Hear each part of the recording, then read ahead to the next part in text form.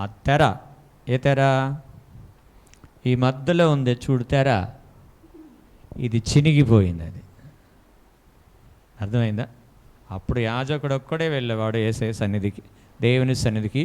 ఇప్పుడు అందరం కూడా, మీరందరూ కూడా యేసయ్య సన్నిధికి సమీపంగానే ఉన్నారు. హల్లెలూయా. మంచిది. ఇప్పుడు అది దీపవృక్షం పెట్టు. నిర్గమకాండం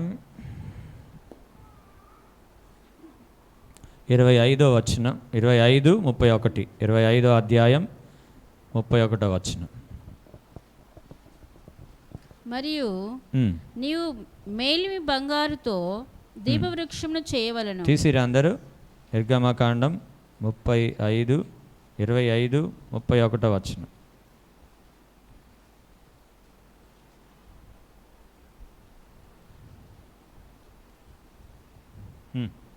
మరియు నీవు మేలిమి బంగారుతో దీపవృక్షమును చేయవలను, నకిషి పనిగా ఈ దీపవృక్షము చేయవలను.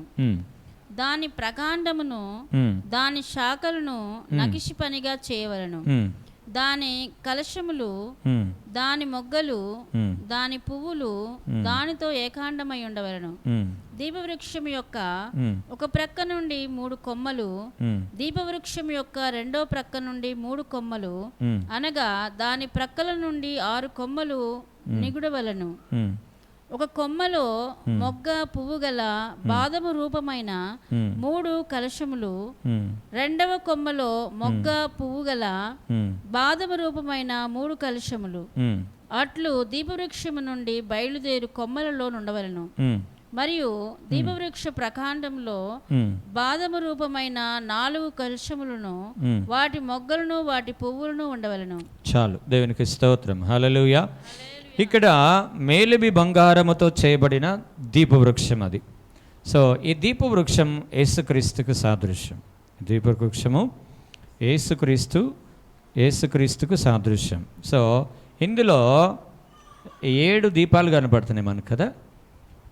7 ప్రకాండములు మనకు కనబడుతున్నాయి. ప్రకాండములు అంటే ఇవి. దీన్ని ప్రకాండములు అంటారు. ఓకే, అర్థమవుతుందిగా. ప్రకాండములు అవి మనకి 7 కనపడుతున్నాయి. అంటే పైన కూడా 7 దీపాలు మనకున్నాయి. సో ఇందులో మనకేమున్నాయంటే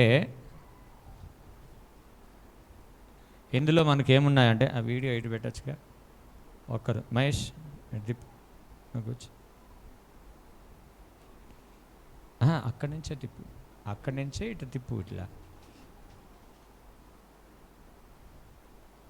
కనబడుతుందా మహేష్? నువ్వు నిలబడా?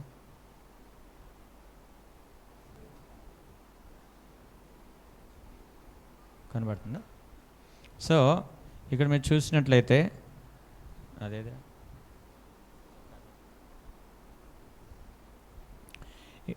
వీటిని ప్రకాండములు అంటారు. ఓకే, ఇవి. సో మనకి ఎన్ని ఉన్నాయి పైన చూస్తే? 1, 2, 3, 4, 5, 6, 7, 7 ఉన్నాయి కదా. సో 7టికి మధ్యలో ఇదేంది? దీని ఒకసారి చదవండి. ఇదేంది? 34లో ఉంటుంది. మరియు దీపవృక్ష ప్రకాండంలో బాదము రూపమైన 4 కలశములను, ఇది మధ్యలో ఉన్నది ప్రకాండం. ఇది కూడా మధ్యలో ఉన్నది ఇది. ఓకే, ఇది దీనికి ఒక పక్కన 3 ఇవి. ఓకే, ఒక పక్కన 3, రెండో పక్కన 3. ఓకే, రెండో పక్కన 3. సో మరొక్కొక్క దానికి 3 బాదము రూపమైన కలశములు, పువ్వులు, మొగ్గలు. ఓకే, ఇక్కడ చూడండి అందరు. ఎవరికైనా కనపడపోతే మధ్యలో అబ్బాయి ఎవరైనా అడ్డం ఉంటే కొద్దిగా ఇటు సైడ్ జరగండి. మీరు జరగండి. ఇటు నువ్వు కాదు, నువ్వు ఉండు. మిగతా వాళ్ళు జరగండి. కనపడపోతే ఇటు జరగండి, చాలా స్థలం ఉంది మనకి. సో అక్కడ కలశములు అని ఉంది చూడండి. కలశములు అంటే ఇంకో ఈ చిన్న గుంజుడు, ఇది అర్థమవుతుందా? ఇది దీన్ని కలశములు అంటారు. ఇది. ఆ తర్వాత పువ్వు, ఇక వికసించిందేమో పువ్వు. అర్థమవుతుందా? వికసించింది పువ్వు, తర్వాత మొగ్గ, దాని లోపల ఉన్నది మొగ్గ. సో ఇలా చెయ్యాలని దేవుడు ఈ దీప వృక్షానికి మోషేకు దేవుడు ఆజ్ఞాపించాడు. సో ఈ మూడిటికి 3 ఉండాలన్నాడు. ఆ తర్వాత మధ్యలో ఉన్నదానికి 4 ఉండాలన్నాడు. 1 2 3 4. ఓకే, అర్థమైంది కదా? ఆ తర్వాత ఇక్కడ దీపాలు వెలుగుతూ ఉంటాయి, అది మనం కావాలంటే మీరు చూసుకోవచ్చు అది. సో ఇలా దేవుడు చేయమన్నాడు. సో ఈ ఒక్కొక్క దీపానికి సాదృశ్యం ఏంది? ఈరోజు దేవుడు మనతో మాట్లాడతాడు. ఈ మొగ్గలకి, ఈ 3టికి సాదృశ్యం ఏంది, ఈ 4టికి సాదృశ్యం ఏంది అని ఈరోజు దేవుడు మనతో మాట్లాడబోతాడు. మీకు చూపించాను అది. ఇప్పుడు మనం వర్తమానంలోకి వెళ్దాం. ఓకే, సంతోషంగా ఉన్నారా? మీరు సంతోషంగా ఉన్నారా? ఎందుకు?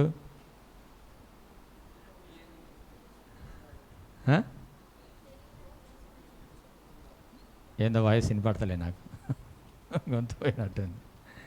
ఎందుకు సంతోషంగా ఉన్నారు?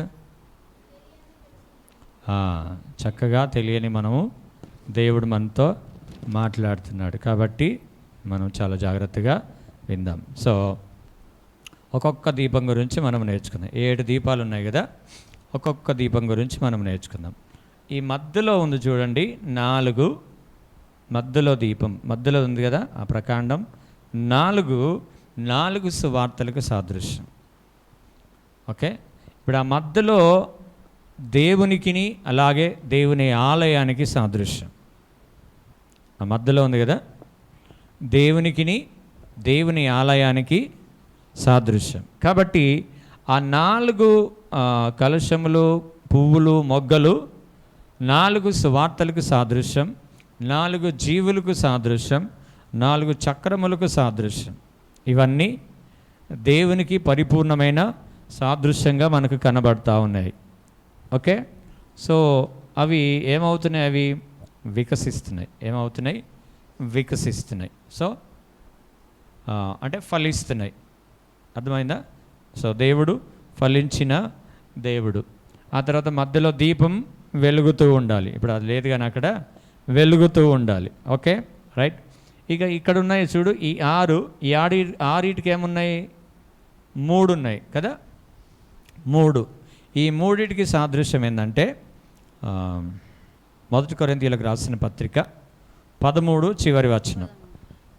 కాగా విశ్వాసము, నిరీక్షణ, ప్రేమ ఈ 3 నిలుచును. చాలు. ప్రతి విశ్వాసికి ఆ 3 ఎందుకు ఉంటున్నాయంటే, ఆ 3 ఎందుకు ఉండాలంటే, ఒకటి ప్రేమకు సాదృశ్యం, రెండవ దానికి నిరీక్షణకు సాదృశ్యం, మూడవది విశ్వాసానికి. ప్రేమ, నిరీక్షణ, విశ్వాసానికి ఈ 3 సాదృశ్యం. ఇవి నిలుచును అని అన్నాడు. దేవునికి స్తోత్రం, హల్లెలూయా. సో ఈ 3 మన జీవితంలో నిలబడాలి. ఇంకొకటి ఏంటంటే, ఈ దీపస్తంభంలో మొత్తము కొంతమంది బైబిల్ పండితులు పరిశుద్ధ గ్రంథంలో ఉన్న గ్రంథాలన్నిటినీ దానికి అమర్చారు. అంటే ఒక్కొక్క కాండానికి 9 గ్రంథాలు అమర్చారు. సో అది మీరు కావాలంటే చూసుకోవచ్చు. సో టోటల్గా ప్రభువైన యేసుక్రీస్తుకు సాదృశ్యంగా అది కనబడతా ఉంది. అయితే ఇక్కడ ఈ 4 మధ్యలో ఉన్నవి 4 సువార్తలకు మనకు సాదృశ్యంగా కనబడుతున్నాయి. అలాగే ఈ 3 ప్రేమ, విశ్వాసం, నిరీక్షణకు సాదృశ్యంగా ఉంటున్నాయి. సో ఇవి మన జీవితంలో ఉండాలి. ఇది వాక్యానుసారంగా చూస్తే కేవలం దీపస్తంభాన్ని యేసుక్రీస్తుకు మాత్రమే పోలుస్తారు. ఓకే, సో ఇప్పుడు మన దాన్ని ఇంకొక కోణంలో కూడా మనం వెళ్దాం. రైట్, ఇంకొక కోణంలోకి మనం వెళ్దాం. ఇప్పుడు మొదటి దీపానికి వెళ్దాం. ప్రకటన గ్రంథం 1:20. ప్రకటన గ్రంథం 1:20. నీవు చూసిన 7 నక్షత్రములను గూర్చిన మర్మమును ఆ 7 సువర్ణ దీపస్తంభముల సంగతియు వ్రాయుము. ఆ 7 నక్షత్రములు 7 సంఘములకు దూతలు, ఆ 7 దీపస్తంభములు 7 సంఘములు. 7 దీపస్తంభములు అని రాయబడింది ఇక్కడ. సో మనం ఇక్కడ ఒకటే దీపస్తంభాన్ని చూపిస్తున్నాం. సో 7 దీపస్తంభములు 7 సంఘాలకి సాదృశ్యం. అనగా ఆ మధ్యలో ఉన్న ఆ ప్రకాండము దేవునికిని అలాగే దేవుని ఆలయానికి సాదృశ్యంగా ఉంది. సో ఒక విశ్వాస జీవితంలో ఆలయము అనేది ఉండాలి. అంటే ఆ దీపం వెలిగిస్తూ ఉండాలి. నువ్వు ప్రతి వారం ఆలయంలో నువ్వు కనబడితే నువ్వు వెలుగుతూ ఉన్నట్లు. ఒకవేళ ఆదివారాలు నువ్వు మానేస్తే నువ్వు ఆరిపోతున్నట్లు. ఆ ప్రకాండానికి సాదృశ్యం అది. సో ఈ 7 దీపాలు మనందరికి సూచిస్తుంది అవి. సో ఈ 7 దీపాలు, అన్ని దీపాలు వెలుగుతూనే ఉండాలి. హల్లెలూయా. అన్ని దీపాలు వెలుగుతూనే ఉండాలి. సో ఆ మధ్యలో ఉన్న ఆ ప్రకాండం మనకి దేనికి సాదృశ్యం వస్తుందంటే దేవుని మందిరములో మనం ఉండడం. హల్లెలూయా.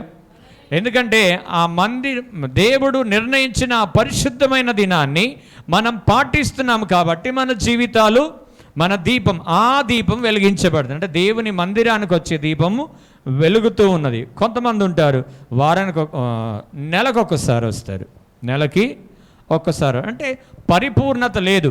ఈ 7 దీపాలు వెలిగితేనే నువ్వు పరిపూర్ణత. అందులో ఒక్కట ఆరిపోయినా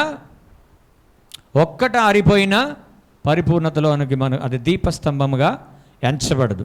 సో ఈరోజు దేవుని వాక్యంలో రాయబడిన తన బిడ్డలు ప్రతి ఆదివారం మందిరంలో కనబడాలి. రక్షణ పొందిన ప్రతి ఒక్కరు కూడా ప్రతి ఆదివారం దేవుని సన్నిధిలో నువ్వు కనబడడం చాలా ప్రాముఖ్యమైంది. ఆ దీపమును నీ జీవితంలో ఎప్పుడు వెలుగుతూనే ఉండాలి. హల్లెలూయా, హల్లెలూయా, హల్లెలూయా. ఎందుకంటే దేవుని మందిరంలో ఉండే ఆశీర్వాదాలు ఎన్నో ఉన్నాయా కదా. కీర్తనలో రాయబడి 52:8 నేనైతే యెహోవా మందిరములో నాటబడిన వాడనై పచ్చని ఒలీవ మొక్క వలె నేను ఎదుగుచుందును అని ఉంటుంది. చదవండి అన్నమాట. 52:8 కీర్తనలు 52:8 నేనైతే దేవుని మందిరములో పచ్చని ఒలీవ చెట్టు వలె ఉన్నాను. దేవుని మందిరములో పచ్చని ఒలీవ చెట్టు వలె ఉన్నాను. ఇప్పుడు దేవుని మందిరములో ఉంటే నువ్వు చిగురిస్తావు. దేవుని మందిరములో ఉంటే నువ్వు పుష్పిస్తావు, ఫలిస్తావు. కాబట్టి ఆ దీపం అనేది నీ జీవితంలో ఎప్పుడు కూడా ఉండాలి. సాకులు ఏమాత్రం కూడా చెప్పొద్దు. ఇన్ కేస్ ఏదైనా అపాయకరమైన పరిస్థితి వచ్చి హెల్త్ బాగాలేక అలాంటి సందర్భాలు వేరు. కానీ లోకంలో మాకు పనులు ఉన్నాయండి అని నువ్వు వెళ్ళిపోతే నీ దీపాన్ని నువ్వే ఆర్పేసుకుంటున్నావు. ఎవ్వరూ ఆర్పట్లేదు, కానీ నీకు నువ్వే ఆ దీపాన్ని ఆర్పేసుకుంటున్నావు. కాబట్టి దీపాలు ఆర్పుకోకూడదు ఎప్పుడైనా కానీ. దీపాలు ఆర్పుకోకూడదు కదా. సామెత ఏమంటుంది? దీపం ఉండగానే ఇల్లు చక్కబెట్టుకోవాలి. దీపం ఆరిపోతే ఇల్లు చక్కబడదు. కాబట్టి ఎంతకాలం ఆ దీపం వెలిగించబడుతూ ఉంటుందో నీ ఇల్లు చక్కబడుతూనే ఉంటుంది. చెప్పలు కొడదాం ఒకసారి గట్టిగా. సో ఈ దీపం వెలుగుతూ ఉండాలి, నీ ఇల్లు చక్కబడుతూ ఉండాలి. దేవునికి మహిమ కలుగును గాక. హల్లెలూయా. కీర్తనలు 84:4 కూడా ఒక చక్కటి మాట రాసి ఉంటుంది. చదువుదాం. నీ మందిరమునందు, కీర్తనలు 84:4 నీ మందిరమునందు నివసించువారు ధన్యులు. నీ మందిరమునందు నివసించువారు ధన్యులు, వారు నిత్యము నిన్ను స్తుతించుదురు. వారు నిత్యము నిన్ను స్తుతించుదు. నీ మందిరమందు నివసించువారు ధన్యులు. నీ మందిరానికి వచ్చేవారు ధన్యులు, రానివారు అన్యులు. ఎవరాళ్ళు? అన్యులు కాబట్టి లోకంలో ఉంటున్నారు. ధన్యులైతే దేవుని మందిరానికి వస్తారు. దేవుడు ఆయన తన ప్రాణమిచ్చి రక్షించిన విలువైనను గుర్తించిన వారు ఆయన సన్నిధికి రావడానికి ఇష్టపడతారు. హల్లెలూయా, హల్లెలూయా. కాబట్టి ఈ దీపం అనేది ఎప్పుడు కూడా మన జీవితంలో వెలిగించబడుతూ ఉండాలి. ఇంకెన్నో ఉన్నాయి రెఫరెన్సెస్, నేను 7 చెప్పాలి కాబట్టి ఒక 2-3 వచనాలు చెప్పే నేను ముందుకు వెళ్ళిపోతాను. రెండవ దీపం. మొదటి దీపం ఏంది? దేవుని ఆలయానికి, దేవునికి సాదృశ్యం. దేవుని ఆలయమునకు వచ్చే ఆ దీపం ఎప్పుడు కూడా వెలుగుతూ ఉండాలి. అనగా ప్రతి వారం మనం దేవుని మందిరానికి వస్తూ ఉండాలి. అప్పుడే నీ దీపం వెలిగించబడినట్లు. నువ్వు అప్పుడప్పుడు 2-3 వారాలకు ఒక్కసారి అప్పుడప్పుడు నీ ఇష్టానుసారంగా వస్తే నీ దీపాన్ని నువ్వేం చేసుకుంటున్నావు? ఆర్పుకుంటున్నావు. రెండవది సామెతలు 20-27 వచనం.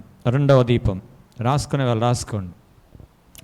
నరుని ఆత్మ. సామెతలు 20-27 వచనం.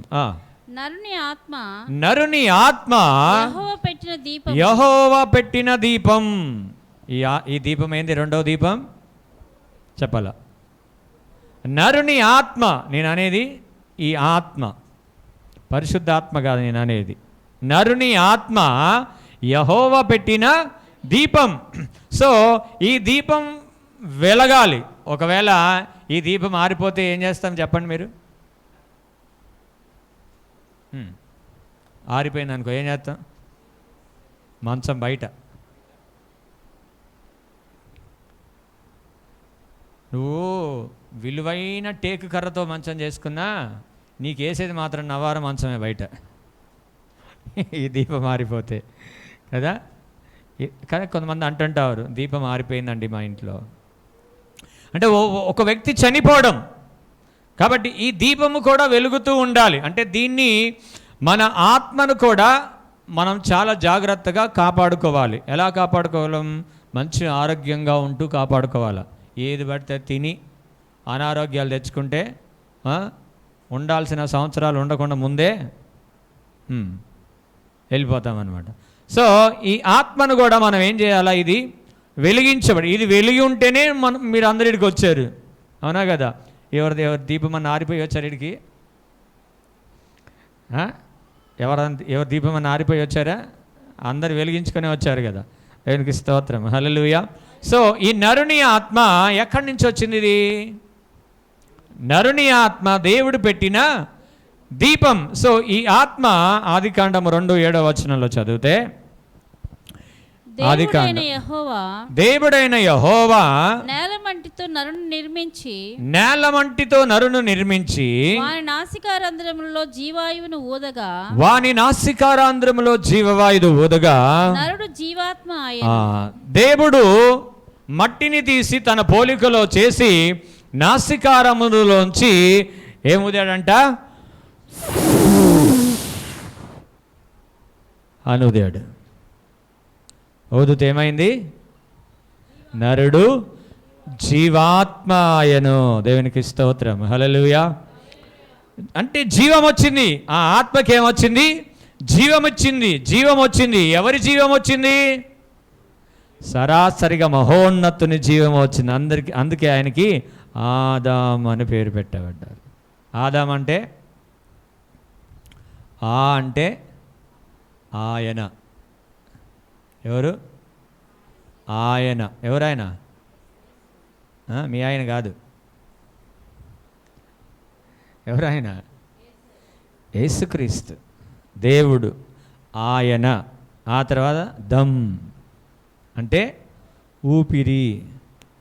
దమ్మోరా భయ్యా మరకు దమ్మారా అంటాం కదా. ఆదాం అంటే దమ్, ఊపిరి. ఆయన యొక్క ఊపిరి ఇప్పుడు ఎవరిలో ఉంది? ఆదాములో ఉంది. దేవునికి స్తోత్రం, హల్లెలూయా. ఎవడొక మీకు మంచి మాట చెప్తాను. యేసుక్రీస్తు ఇప్పుడు మనం పీల్చే గాలి, పీల్చేది మంచి గాలి, వదిలిపెట్టేది కార్బన్ డైఆక్సైడ్. పీల్చేది ఆక్సిజన్, వదిలిపెట్టేది కార్బన్ డైఆక్సైడ్. కానీ ఎప్పుడైతే ఇప్పుడు దేవుడు ఊదినప్పుడు కార్బన్ డైఆక్సైడ్ వదలే, మంచి గాలే ఊదాడు. జీవాత్మను ఊదాడు, జీవవాయువును ఊదాడు. కాబట్టి అప్పుడు ఆదాము పీల్చినా మంచి గాలే పీలుస్తున్నాడు, వదిలిపెట్టినా మంచి గాలే వదిలిపెడుతున్నాడు. హల్లెలూయా, హల్లెలూయా. ఆదాము ఏం చేస్తున్నాడు? అప్పుడు పీల్చినా మంచి గాలి పీలుస్తున్నాడు, వదిలిపెట్టినా మంచి గాలే వదిలిపెడుతున్నాడు. మీరు ఒక దగ్గర మీరు వాక్యాల్లో మీరు చూస్తే, యేసు ప్రభు పరిశుద్ధాత్మను పొందుడి అని వారి మీద అంటే వచ్చేది ఏముంది? అది జీవముంది అందులో ఏముంది? ఆయన బయటకు వచ్చే గాలిలో కూడా జీవముంది, లోపలికి వెళ్ళే గాలి కూడా జీవముంది. సో ఇప్పుడు ఆదాములో ఉన్న గాలి పీల్స్తున్నా మంచి గాలి, అది జీవమే, వదిలిపెట్టిన జీవమే. కొంతమంది మీరు చూడండి, దైవ సేవకులు పరిశుద్ధాత్మను పొందండి అని ఊదుతూ ఉంటారు. వీళ్ళు ఎందుకు ఊతారా అని మీరు అనుకుంటుంటారేమో కదా. పరిశుద్ధాత్మ అభిషేకం నింపుదల కలిగిన దైవజనులు ఊదినప్పుడు కూడా అది జీవమే. చెప్పలు కొడదాం ఒకసారి గట్టిగా. సో ఈ ఆదాము పీల్చిన మంచిగాలే, వదిలిపెట్టిన మంచిగాలే. సో ఎప్పుడైతే ఆదాము అతిక్రమించి తినొద్దన్న పండును తిన్నాడో ఆ పండులో ఉంది కార్బన్ డైఆక్సైడ్. ఇప్పుడు అర్థమైందా? ఎందుకు చెడ్డగాలి మనం వదులుతున్నామంటే ఎప్పుడైతే ఆ పండు తిన్నాడో అప్పుడు వచ్చింది ఆయనకి. లోపలికి పోయి దేవుడు కృప చూపి బయటకు వచ్చేది చెడ్డగాలిగా పెట్టాడు. అప్పుడు కూడా దేవుడు కనికరించాడు. చూడండి, ఒకవేళ పీల్చేదే చెడ్డగాలి అయి ఉంటే ఆదాము అప్పుడే సచ్చూరుకుండేవాడు. సో తన రూపం అప్పుడే మటుమాయమైపోయేది. సో అప్పుడు కూడా కనికరించి ఏం చేశాడంటే పీల్చేటప్పుడు మంచి గాలిగా ఉంచాడు, వదిలిపెట్టేది చెడ్డగాలిగా వదిలిపెట్టాడు. అది మళ్ళీ దేనికి ఉపయోగిస్తున్నాడంటే నరులు వదిలే ఈ చెడ్డగాలి చెట్లు పీల్చుకుంటున్నాయి. మళ్ళీ చెట్లేమో మంచి గాలి ఇస్తున్నాయి, మన గాలేమో అవి పీల్చుకుంటున్నాయి. అంటే అపవాది చేసిన వ్యతిరేకమైన పనిని కూడా దేవుడు అనుకూలపరిచాడు. దేవునికి స్తోత్రం. హల్లెలూయా, హల్లెలూయా. కాబట్టి ఈ ఆత్మ జీవాత్మ దేవుని దగ్గర నుంచి వచ్చింది కాబట్టి ఇది మళ్ళీ ఎక్కడికి వెళ్ళాలా? దేవుని దగ్గరికే వెళ్ళాలి. ప్రసంగి 12వ వచనంలో, ప్రసంగి 12:7 వచనం. మన్నైనది, ప్రసంగి 12:7 వచనం. మన్నైనది వెనుకటి వలనే మరలా భూమికి చేరును. ఆత్మ దాని దయచేసిన దేవుని యొద్దకు మరలా పోవును. అంతే, అక్కడికి చేరిద్ది. నువ్వు నమ్మినా నమ్మకపోయినా అక్కడికి వెళ్ళి చేరిద్ది. ఇప్పుడు మీరు వినండి, ఇక్కడికి రాకుండా ఎంతమంది అన్నా తప్పించుకొని పోవచ్చు. ఇక్కడికి రాకుండా దేవుని యొద్ద నుంచి ఎంతమంది అన్నా తప్పించుకొని పోవచ్చు. ఒకసారి నీ శరీరంలోంచి నీ ఆత్మ బయటికి వచ్చిన తర్వాత తప్పించుకోవడానికి ఇంకా ఉండదు. అది ఎక్కడికి వెళ్ళాలా? దేవుని తీర్పులోనికి వెళ్ళాలా. ఆ ఆత్మ, ప్రతి ఒక్కరి ఆత్మ దేవుని తీర్పులోనికి వెళ్ళాలి. ఇప్పుడు మీరు చూడండి, ఒకడు నరహత్య చేసి పారిపోయాడు. ఒక నరహత్య చేసి పారిపోతే ఏం చేస్తారు? పోలీసు వాళ్ళు ఏం చేస్తారు చెప్పాలా? పోలీసు వాళ్ళు ఏం చేస్తారు? నా బంగారు కొండ అంటారా? ఏమంటారు? పట్టుకొని వస్తారు. వాళ్ళు వచ్చి తీర్పులో పెడతారు. పోలీసులో కూడా శిక్షించే అర్హత లేదు. తీర్పు తీర్చిన తర్వాత అప్పుడు కోర్టు ఏం తీర్పు తీరుస్తుందో దాన్ని బట్టి శిక్ష. కాపుతాడు పోయి బెదిరిస్తారు వాళ్ళు అని బెదిరిస్తారు వాళ్ళు. సో ఆ వ్యక్తిని తీసుకొని వస్తారు, తీసుకొచ్చి తీర్పులో నిలబెడతారు. అలాగే మనం ఈ లోకంలో తప్పించుకోవచ్చేమో, కానీ ఒక్కసారి మనలో నుంచి ఆత్మ బయటకు వచ్చిన తర్వాత దాన్ని ఏమంటాము? మరణం అని ఏమంటారు? మరణం. ఆత్మ శరీరం ఎడబాటే మరణం. సో ఆ ఆత్మ బయటకు వచ్చిన తర్వాత ఈ ఆత్మ ఎక్కడికి వెళ్ళాలా? దేవదూతలు వస్తారు, ఈ ఆత్మను తీసుకొని వెళ్ళిపోతారు. ఈ ఆత్మను తీసుకొని వెళ్ళి ఎప్పుడైతే నీ శరీరాన్ని నుంచి నీ ఆత్మ బయటకు వస్తుందో నీ ఇష్టం వచ్చిన చోటుకు పోవడానికి నీకు అనుమతి ఉండదు. ఇంకా ఆఫ్టర్ ఆల్ ఈ లోకంలోనే పోలీసుల దగ్గర నుంచి నువ్వు తప్పించుకొని నీవు దేవదూతల దగ్గర నుంచి నువ్వు ఎలా తప్పించుకోగలవు? సో ఈ ఆత్మ నువ్వు వెలుగుతూ ఉండాలని దేవుడు కోరుతా ఉన్నాడు. హల్లెలూయా, హల్లెలూయా. ఆత్మ దేవుని వాక్యము చేత వెలిగించుకోవాలి. ఈ ఆత్మ వెలుగుతూ ఉండాలి. నీ ఆత్మ యెహోవా పెట్టిన దీపం. అంటే ఎలా వెలిగించుకోవాలి? ఎప్పుడైతే నువ్వు మారు మనసు పొంది బాప్తిజం పొందుతావో అప్పుడు నీ ఆత్మను దేవుడు ఏం చేస్తాడు? తన రక్తము ద్వారా వెలిగిస్తాడు, నూనె ద్వారా కాదు. అందుకే చాలామంది ఏం చేస్తారు? దేవుని ముందు దీపం పెట్టాలంటారు. ఏం పెట్టాలా? ఆ దీపము కాదు పెట్టాల్సింది, నీ దీపం పెట్టాలా. వెలిగించబడిన నీ దీపం దేవుని ఎదుట కనబడాలి. రక్షించబడిన నీ జీవితం దేవుని ఎదుట కనబడాలి. ఈ అన్యజనులు చేసేటి అన్నీ కూడా బైబిల్లో అవి వాళ్ళు శారీరకంగా చేస్తున్నారు, మనం ఆత్మీయంగా చేస్తున్నాం అంతే. దేవుని ముందు దీపం పెట్టాలంటారు కదా, అమ్మ పెట్టాలా? పెట్టరా? పెట్టలే ఇంతకుముందు పెట్టలేదా అమ్మ? పర్వతమ్మ పెట్టేవా లేదా? సో ఇప్పుడు ఆ దీపం మానేసి ఇప్పుడు ఏం చేసింది ఆమె?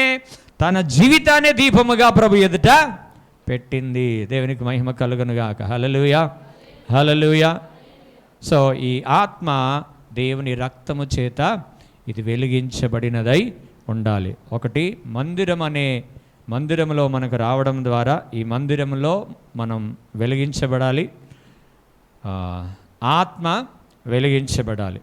రైట్. మూడవది మత్తయి సువార్త 6:22. మూడవది మత్తయి సువార్త 6:22 వచనం. దేహమునకు దీపము కన్నే గనుక, దేహమునకు దీపము కన్నే గనుక నీ కన్ను తేటగా ఉండిన ఎడల నీ దేహమంతయు వెలుగుమయమై ఉండును. నీ కన్ను చెడినదైతే నీ దేహమంతయు చీకటిమయమై ఉండును. అది దేవునికి స్తోత్రం. హల్లెలూయా. ఇప్పుడు మన దేహానికి దీపం ఏంది చెప్పాలా? కన్నులు. సో ఇది మూడో దీపం, మన జీవితానికి మూడో దీపం. సో గుడ్డివాడికి తెలుస్తుంది ఆ బాధ, మనకు తెలియదు. ఈ కండ్లను మనం కాపాడుకోవాలండి.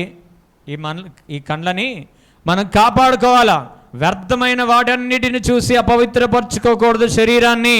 వ్యర్థమైన వాటన్నిటిని చూసి కన్నులను మీరు అపవిత్రపరచుకోకూడదు. ఎప్పుడైతే ఈ కన్నులు అపవిత్రమైన వాటిని చూస్తూ ఉందో అప్పుడేమవుతుంది? నీ సర్వ శరీరము కూడా మాలిన్యానికి గురవుతుంది. మరొక మాట చెప్పాలంటే చీకటిలోనికి వెళ్ళిపోతూ ఉంది అది. కాబట్టి దేహానికి దీపము ఈ కన్నే, కాబట్టి ఈ కన్ను వెలిగించబడుతూ ఉండాలి. దేవునికి మహిమ కలుగునుగాక. హల్లెలూయా, హల్లెలూయా. దేవుని వాక్యాన్ని చూస్తూ ఉండాలి, దేవుని సన్నిధిని చూస్తూ ఉండాలి. ఆయన ముఖ దర్శనము చూసే కన్నులుగా మన కన్నులు వెలిగించబడి ఉండాలి. దేవునికి స్తోత్రం. హల్లెలూయా, హల్లెలూయా, హల్లెలూయా. సో ఒకసారి ఒక అమ్మగారు యేసన్న గారి దగ్గరికి వచ్చి, యేసన్న గారు కాస్త ఈ కళ్ళకు ప్రార్థన చేయయ్యా అన్నదంట. ఏమన్నది? ఈ కళ్ళకు కాస్త ప్రార్థన చేయండి అన్నంట. యేసన్న గారు, ఏ అమ్మా ఎందుకు ఇప్పుడు ఈ వయసులో నీకు అన్నీ కనబడాల్సిన అవసరం ఏముంది అన్నాడంట. ఏం చేస్తావు ఇప్పుడు ఈ వయసుకి నీ కళ్ళు తేటగా కనబడాల్సిన అవసరం ఏముంది అని అంటే, అయ్యా సీరియల్ చూస్తుంటే మస్కగా కనపడుతుంది. ఏం చూస్తుంటే? సీరియల్ చూస్తుంటే మస్క కనపడుతుంది. కాస్త ప్రార్థన చేయి అంటే నీకు దేవుడు కన్నులు ఇచ్చింది దేం చూడడానికి? లోకంలో నడవడానికి, నీ పనులు నువ్వు చేసుకోవడానికి, మంచిగా చూడడానికి ఇచ్చాడు. సో దేవుడు కన్నులేమో ఏమకి ఇయ్యాలంట, ఏమనేమో సీరియల్ చుట్టూ సినిమాల చుట్టూ తిరిగిద్దంట. ఏసు రక్తం ఏ జయం. నా గినక ఆ వరం ఉంటే, ఏ వరం? కళ్ళు తీసే వరం ఉంటే మాత్రం సీరియల్స్ సినిమాలు చూసే వాళ్ళ కళ్ళన్నీ కూడా గుడ్డిగా మార్చబడును గాక అని చెప్పేవాడిని. అది లేదు కాబట్టి సరిపోయింది. సో దేవుడు కన్నులు ఇచ్చింది సినిమాలు సీరియల్ చూడడానికి కాదు. మంచిని చూడండి, మంచిగా చూడండి. ద్వేషపు చూపులు, విషపు చూపులు ఉంటాయి కొంతమందికి. వాడిని చూస్తే వస్తుంటాడు, ఈయన కొంపను ఆరిపోను అని లోపల పండ్లు కొరుక్కుంటూ ఉంటారు. కొంతమంది కొరుక్కుపోయి నాలుకను కూడా కొరుక్కుంటారు. సో విషపు చూపులు చూడొద్దు, చెడ్డ చూపులు చూడొద్దు కదా. వాక్యంలో ఏముంది? ఒకడు మోహపు చూపుతో ఒక స్త్రీని చూచిన ఎడల వాడు ఆ క్షణమందే ఆమెతో వ్యభిచరించుచున్నాడు. సో ఈ కన్నులు అనేది చాలా ప్రాముఖ్యమైంది. దేవునికి స్తోత్రం. హల్లెలూయా. విషపు చూపు చూడొద్దు, చెడ్డ చూపు చూడొద్దు, మోహపు చూపులు చూడొద్దు. ఇలా ఈ చూపులు చూస్తే నీ దీపం ఏం చేసుకుంటున్నావు? నువ్వే ఆర్పేసుకుంటున్నావు. దేవుడేం ఆర్పట్లే, నువ్వే ఆర్పేసుకుంటున్నావు. సాతాను కూడా నిన్ను ఆర్పట్లే. కొంతమంది వీళ్ళు చేసుకుంటూ సాతాను నన్ను శోధిస్తుందండి. ఏమని శోధిస్తుందంట? నీకు బుద్ధి సరిగ్గా లేక సాతాను మీద ఎందుకు వంక? ఒకసారి ఒక ఆమె దెయ్యాన్ని ఎలాగొడుతుంటే ఆ దెయ్యం అన్నది ఏమన్నది తెలుసా? నా ముందే అన్నది, సైతానా ఏసునామంలో పో పో పో అంటే ఎందుకు పోవాలని అడిగిందంట. ఇవన్నీ చెడ్డయన్నీ నువ్వే తీసుకొస్తానుగా, మీ బుద్ధులు బాగలేక నన్ను ఎందుకు ఊరికే నా మీద వాడు ఎడిస్తారంటుంది. అది నేనున్నా అన్నే పాస్టర్ గారు, నేను విశ్వాసగా ఉన్నప్పుడు పాస్టర్ గారు ఒక దయ్యాన్ని ఎలగొడుతుంటే ఆ దయ్యం అండి ఏవోక మీ బుద్ధులు సరిగ్గా లేక ఊరికే నా మీద వాడు ఎడిస్తారు ఏంటంటుంది. అది చూసారా, అన్నీ తెలుస్తాయి సైతానికి. సో మన బుద్ధి బాగలేక సాతాను శోధిస్తుంది అనవాకండి. మన చూపులు మనము చాలా జాగ్రత్తగా, దేహమునకు దీపము కన్నే కనుక ఆ కన్ను ఎప్పుడు వెలుగుతూ ఉండాలి, మంచి వాటిని చూస్తూ ఉండాలి. దేవునికి మహిమ కలుగునుగాక. హల్లెలూయా, హల్లెలూయా. ఒకసారి లూకాసు వార్త 18:35-42లో నేను చెప్తాను, మీరు తీసి పెట్టుకోండి. లూకాసు వార్త 18:30-42 వరకు నేను చెప్తాను. సో యేసు ప్రభు సమీపముగా యెరికో పట్టణంలో ప్రయాణం చేస్తున్నప్పుడు అక్కడ ఒక గుడ్డివాడు కూర్చొని ఉన్నాడు. గుడ్డివాడు కూర్చొని, దావీదు కుమారుడా నన్ను కరుణించమని కేకలేస్తూ ఉన్నాడు. కేకలేస్తూ ఉంటే అక్కడ పక్కనలో ఉరక ఊకే అరుస్తా కనుక, గుడ్డాడా కుసా 10 పైసలు కావాలన్నా తీసుకో అని 10 పైసలు వేసాడు. అప్పుడు 10 పైసలు మరి ఇంకా దానికంటే తక్కువనే మనకు తెలియదు, దానికంటే తక్కువ ఉండొచ్చు. ఇంకా సరే మన భాషలో అనుకున్నాం 10 పైసలు వేస్తాం, ఆ నాణాలు ఒక నాణ్యం వేసేసి కుసా అన్నాడు. అంటే ఆడు కూసామంటే ఆగిండి ఆ గుడ్డోడు, ఆగలే. దావీదు కుమారుడా నన్ను కరుణించయ్యా అని కేకలు వేస్తుంటే యేసు ప్రభు విని నిలిచి అని తీసుకురామన్నాడు. వచ్చిన తర్వాత నీకేం కావాలని అడిగా. అయ్యా వీళ్ళు ఒక్కొక్క నాణ్యం వేస్తున్నారు నాయన, నాకు సరిపోవట్లేదు, నువ్వేమైనా కాస్త సంచిస్తే ఇంటికాడ కూర్చుంటాను నాయన, ఈ రోడ్డు మీద కూర్చోలేకపోతున్నాను అన్నాడా? ఏమన్నాడు గుడ్డోడికి? ఏం కావాలి ఇప్పుడు?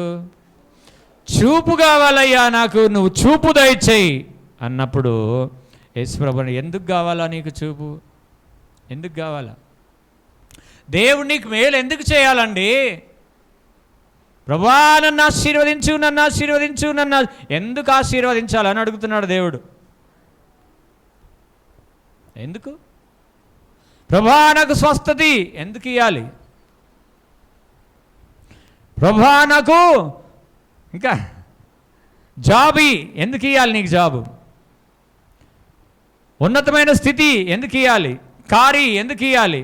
వెహికల్, ఇల్లు ఎందుకు ఇవ్వాలి నీకు? అడుగుతున్నాడు ఆ గుడ్డివాడిని, నీకెందుకు కావాలి కన్నులు అని అడుగుతున్నాడు. అప్పుడు ఆయన అన్న మాట ఏం తెలుసా? ఎందుకు అడిగాడు తెలుసా? అయ్యా ఈ కన్నులు నువ్వు నాకు ఇస్తే నిన్ను మహిమపరుస్తూ నిన్ను వెంబడిస్తానయ్యా. చెప్పలు కూడా ఒకసారి గట్టిగా చదవండి మాట. వెంటనే వాడు చూపు పొంది దేవుని మహిమపరచుచు ఆయనను వెంబడించెను. ఇది ప్రాముఖ్యం.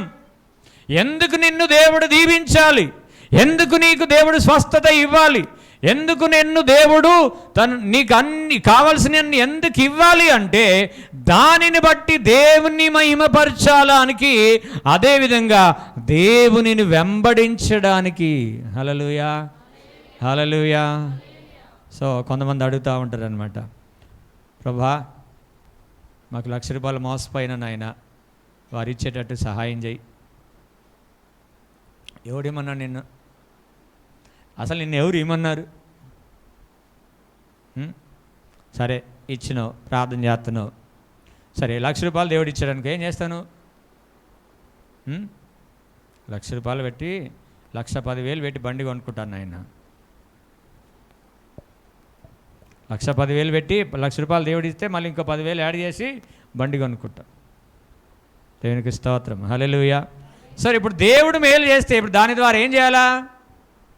మరి ఇప్పించాడు దేవుడు ₹1,00,000, ఏం చేయాలి దాంతో? చెప్పాలా? దేవునిని మహిమపరచాలి. ఎట్లా? క్రియల ద్వారా కృతజ్ఞత ఇచ్చి దేవుని మహిమపరచాలి. అందుకే దేవుడు నిన్ను దీవించాలి. హల్లెలూయా. మొత్తం నీ దగ్గర పెట్టుకోవడానికి కాదు. మన సంఘంలో ఒక ఆయన అంటాడు, అన్న ₹1,00,000 ఇచ్చేటట్టు ప్రార్థన చేయండి అన్న అంటాడు. ఎంత ఆశ కదా. 5-10 వేలు కాదన్నా ఇచ్చేది, ₹1,00,000 ఇచ్చేటట్టు ప్రార్థన చేయండి అంటాడు. అంటే ఎంత తపన దేవునికి ఇవ్వాలని, దేవుని సన్నిధిలో దేవుని పరిచర్య కొరకు ఇవ్వాలని ఎంత ఆశో. దేవునికి స్తోత్రం, హల్లెలూయా. అలాంటి వారుగా మీరందరూ మార్చబడదురుగాక. సో అంటే దేవుని మహిమపరచాలి, దేవుని కొరకు వాడాలి, అవి దేవుని వెంబడించాలి. దేవుడు ఏదైతే నీకు ఇస్తున్నాడో దాని ద్వారా దేవుడు మహిమ పొందాలి, దేవుని పరిచర్య కొనసాగాలి. నువ్వు కూడా దీవించాడు. వన్ సైడ్ దేవుడు కాదు ఆయన, 2 సైడ్ల దేవుడు ఆయన. హల్లెలూయా, హల్లెలూయా. సో ఈ గుడ్డివాడు ఏమడిగాడు? నిన్ను మహిమపరచాలి, నిన్ను వెంబడించాలి. కొంతమంది అదే ఇందాక చెప్పినా కదా, చూపు వస్తే సినిమా చుట్టూ తిరుగుతారంట. కొంతమంది ప్రార్థన చేయమంటారండి మమ్మల్ని, అయ్యగారు పనులు లేవండి ప్రార్థన చేయండి అంటారు. సర్లే మేము పనులు లేవు కదా పాపం, పనులు చేసుకోవాలా ప్రభా, వీరికి పనులు అప్పగించిన ఆయన, మంచి పనులు అప్పగించి ప్రభా అని ప్రార్థన చేసి వస్తాం. సో ఈసారికి పని వస్తుంది. పని వచ్చిన తర్వాత కనబడాడు, ఇంకా ఈడ కనపడాడు. ఏయా పనికి మందిరానికి రాలేదు, అర్జెంట్ పని ఉండే గారు, కొత్త పని ఒకటి వచ్చింది, అర్జెంట్ పని ఉండి వెళ్ళిపోయాను, వచ్చే వారం వస్తలే. మళ్ళీ వచ్చే వారం కూడా కనబడాడు. మళ్ళీ ఇంకొక వారం మేమేం చేస్తాం, పని అదే కదా. రాలేదు అని అంటే, అయ్యా ఈ వారం వాళ్ళకి అర్జెంట్ అంట అయ్యా, వచ్చే వారం నుంచి వస్తాలే. ఇదా దీనికా నీకు దేవుడు పని ఇవ్వాలి, దీనికా దేవుడు నిన్ను ఆశీర్వదించాలి. లోకంలో ఉండు, సాతాను ఆశీర్వదించుద్ది నిన్ను. లోకంలో ఉండు, పూర్తిగా ఉండు. సాతాను అంటది, సమస్తం నీకేమేం కావాలన్నీ నేను నీకు ఇస్తారా అంటే అక్కడుండు. దేవుని ఎందుకు అడుగుతాను? దేవుని దగ్గర ఉంటున్నావు, దేవుని ద్వారా నీకు కావాలంటే నీ ద్వారా దేవుడు మహిమపరచబడాలి. హల్లెలూయా, హల్లెలూయా. సో ఈ కన్ను దేహానికి దీపము. కన్ను కాబట్టి ఇది వెలిగించబడుతూ ఉండాలి. ఈ కన్నుల ద్వారా ఏం చేయాలా? మంచి చూడాలి కానీ చెడు చూడొద్దు. ఇప్పుడు దేవుని మహాకృపను బట్టి ఏమొచ్చింది చేతిలోకి? ఏమొచ్చింది? స్మార్ట్ ఫోన్స్ వచ్చేసినాయి అనమాట. సో లాక్డౌన్ అప్పుడు నేను కొన్ని వీడియోస్ చేశా. అది లైటింగ్ నాకు అంత ఐడియా రాలే, ఇంకా లైటింగ్ తగ్గించాలా పెంచాలా అనే ఏం ఐడియా రాలే. సో వస్తా ఉన్నా, కళ్ళు బాగానే ఉన్నాయి కదా, చూస్తా ఉన్నా, వీడియోస్ చేస్తా ఉన్నా, కొన్ని లైవ్లో ప్రోగ్రామ్స్లో పాల్గొంటా ఉన్నా. చూడంగా మెల్లగా ఎక్కడ జరిగిపోయింది తెలుసా? షార్ట్ సైట్కి వచ్చేసి దగ్గర చూపు కనపడతలే. ఇంకా ఇది ఏమైందబ్బా దగ్గర చూపు కనపడుతుంది. అప్పుడు నాకు అర్థమైంది ఈ లైటింగ్ ద్వారా ఎఫెక్ట్ ఇచ్చిందని. సో సరే కొన్ని అయితే మనం చూడక తప్పదు అనుకో, కొన్ని అవసరంగా చూడండి. దైవ సంబంధమైన వాటిని కొన్ని నేర్చుకోవాలి కాబట్టి చూడండి. కానీ వ్యర్థమైన వాటి అన్నిటి చూసి కన్ను రెటీనాని పాడు చేసుకోకండి. హల్లెలూయా. పోతే మళ్ళీ రాదు, మళ్ళీ లక్షలు ఖర్చు పెట్టుకోవాలి. ఓకే, ఈ దేహానికి దీపం కన్ను కాబట్టి ఈ కన్ను వెలుగుతూ ఉండాలని దేవుడు కోరుతా ఉన్నాడు. దేవునికి స్తోత్రం, హల్లెలూయా. 4వది 119, 105 వచనం. కీర్తనలు 119, 105 వచనం. నీ వాక్యము నా పాదములకు దీపమును, నీ వాక్యము నా పాదములకు దీపమును, నా త్రోవకు వెలుగునై ఉన్నది. దేవునికి మహిమ కలుగును గాక. హల్లెలూయా, హల్లెలూయా. ఇప్పుడు దేవుని వాక్యం మనకు ఏమై ఉన్నది? దీపం. నీ వాక్యము నా పాదములకు దీపం. ఇప్పుడు మీరు చెప్పండి, దేవుని వాక్యం ఎప్పుడు వెలుగుతూనే ఉంటుందా, ఆరిపోతుందా?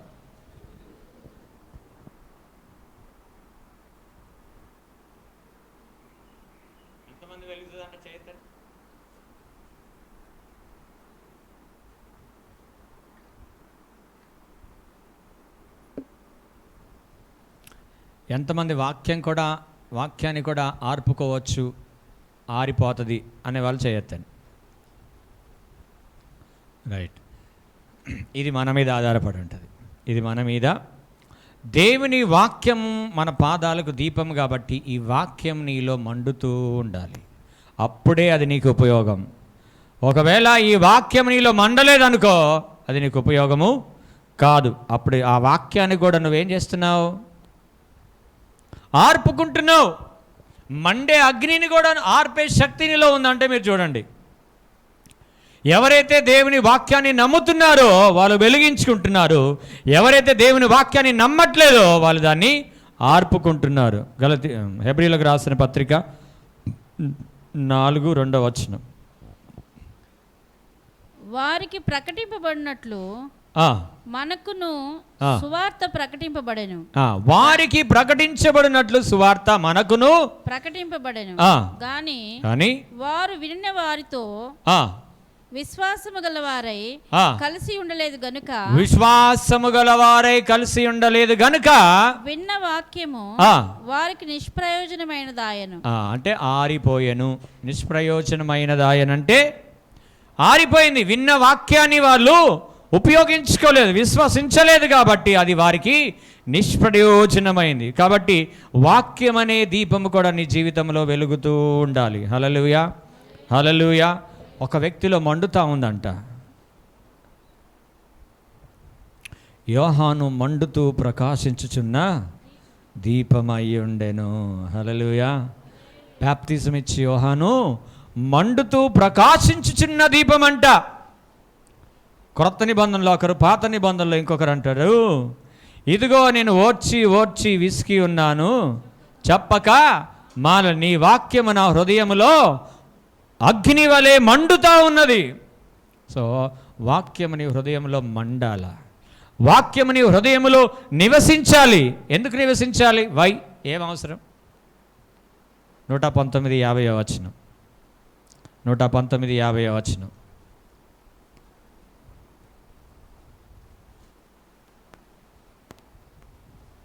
కీర్తనలో 119:50 వాక్యము నన్ను బ్రతికించి ఉన్నది, నీ వాక్యము నన్ను బ్రతికించి ఉన్నది, నా బాధల్లో ఇదే నాకు నెమ్మది కలిగించు. గట్టిగా చెప్పడం ఒకసారి గట్టిగా. ఎందుకు వాక్యం మనకు అవసరం అంటే ఆ వాక్యం మనల్ని బ్రతికిస్తూ ఉంది, మన బాధలలో నెమ్మది కలిగిస్తూ ఉన్నది. ఒకవేళ ఈ వాక్యము నీలో ఆరిపోతే, ఈ వాక్యము నీలో లేకపోతే నువ్వు బ్రతికించబడలేవు, బాధలలో అది నీకు నెమ్మది కలిగించదు. మోరోవర్ ఏం జరుగుతుందో తెలుసా? ఈ బ్రతికెందుకు, చచ్చిపోతే బాగుండు, ఈ జీవితం ఎందుకు, ఇంకా చచ్చిపోతే బాగుండు, నేనుండి ఎవరికి ప్రయోజనం అనే మాటలు అనేక రీతిగా సాతాను శోధించి శోధించి నిన్ను మరణానికి అప్పగిస్తాడు. కాబట్టి ప్రియమైన దేవుని సంగమా, వాక్యం అనే దీపం నీలో వెలుగుతూ ఉండాలి. ఆదియందు వాక్యం ఉండెను, ఆదియందు వాక్యం ఉండెను. ఆ వాక్యము నీలో వెలుగుతూ ఉండాలి, నీలో మండుతూ ఉండాలి. ఎందుకంటే వాక్యాన్ని దేవుడు గొప్ప చేశాడు. ఏం చేశాడు ఆయన? 138:2 ఆయన వాక్యాన్ని గొప్ప చేశాడు. కాబట్టి ఆ గొప్ప చేసిన వాక్యాన్ని మన హృదయంలో నిలుపుకుంటే ఆ వాక్యం కూడా మనల్ని గొప్ప చేస్తుంది. హల్లెలూయా. చదవండి చదవండి చదవండి 138:2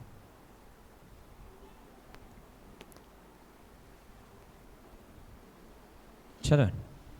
నీ పరిశుద్ధాలయము తట్టు నేను నమస్కారం చేయుచున్నాను, నీ నామం అంతటి కంటే, నీ నామం అంతటి కంటే నీవిచ్చిన వాక్యమును నీవు గొప్ప చేసి ఉన్నావు, నీవిచ్చిన వాక్యాన్ని నువ్వు గొప్ప చేసి ఉన్నావు. చాలు. దేవుడు వాక్యాన్ని గొప్ప చేశాడు కాబట్టి ఆ వాక్యాన్ని నువ్వు అంగీకరించి ఆ వాక్యము ద్వారా ఆ వాక్యము నీలో వెలుగుతూ ఉన్నప్పుడు నిన్ను కూడా గొప్ప జనముగా దేవుడు చేస్తాడు, గొప్పగా దేవుడు నిన్ను ఆశీర్వదిస్తాడు. హల్లెలూయా, హల్లెలూయా. ఇప్పుడు ఆశీర్వాదం కావాలంటే ఆశీర్వాదం పేరు పెట్టుకుంటే సరిపోయిద్దా? కొంతమంది జీవితాల్లో మనం చూస్తాం, పేరేమో ఆశీర్వాదం, జీవితంలోనేమో ఏం కనపడదు. కొంతమంది అమ్మగారుల పేర్లు ఉంటాయి, ఆశీర్వాదమ్మ, జీవితంలో ఎప్పుడు ఆశీర్వాదము. పేర్లు పెట్టుకుంటే సరిపోలే. దేవుని వాక్యము నీలో వెలుగుతూ ఉన్నప్పుడు నిశ్చయముగా ఆశీర్వాదం మనకి సమృద్ధిగా వస్తుంది. చప్పట్లు కొడదాం ఒకసారి గట్టిగా. ఎంతమందికి ఆశీర్వాదం కావాలంటే ఎంతమంది ఇప్పుడు చేతులు లేపుతారండి? అందరు లేపుతారు కదా. కానీ ఆశీర్వాదం ఇచ్చే వాక్యాన్ని నువ్వు వెలిగించుకుంటే నువ్వు గొప్ప చేయబడతావు. దేవుడు నిన్ను, నీ జనుల ఎదుట దేవుడు నిన్ను హెచ్చిస్తాడు. ఎక్కడైతే జనులు నిన్ను తృణీకరిస్తున్నారో వారి ఎదుట దేవుడు నిన్ను హెచ్చిస్తాడు, గొప్ప చేస్తాడు దేవుడు. హల్లెలూయా. నువ్వు వాక్యాన్ని గొప్ప చేయి, ఆయన నిన్ను గొప్ప చేస్తాడు. సో వాక్యం అనే దీపం కూడా వెలుగుతూ ఉండాలి. 5వది కీర్తనలు 18:28 వచనం. నా దీపం వెలిగించువాడవు నీవే. కీర్తనలు 18:28 వచనం. నా దీపం వెలిగించువాడవు నీవే, నా దేవుడైన యెహోవా చీకటిని నాకు వెలుగుగా చేయును. చీకటిని నాకు వెలుగుగా చేయుము. ఈ దీపము నీ వ్యక్తిగత కుటుంబానికి లేదా నీ వ్యక్తిగత జీవితానికి సాదృశ్యం. ఇది నా దీపము వెలిగించువాడవు నీవే. కొన్నిసార్లు అన్నీ ఉంటాయి కానీ ఇంట్లో చీకటి ఉన్నట్టే ఉంటుంది. లైట్లు వెలుగుతూ ఉంటాయి కానీ ఇంట్లో చీకటి ఉన్నట్టే ఉంటుంది. నువ్వు ఎల్ఈడి లైట్ పెట్టినా ఏ లైట్ పెట్టినా ఆ ఇంట్లో ఏముంటుంది? చీకటి ఉన్నట్టుగానే ఉంటుంది.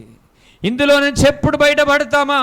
ఈ వ్యాధిలో నుంచి, ఈ బాధలో నుంచి, ఈ శోధనలో నుంచి, ఈ ఇరుకులో నుంచి, ఈ ఇబ్బందులో నుంచి మేము ఎప్పుడు బయటపడతామా అని చూస్తూ ఉంటాం.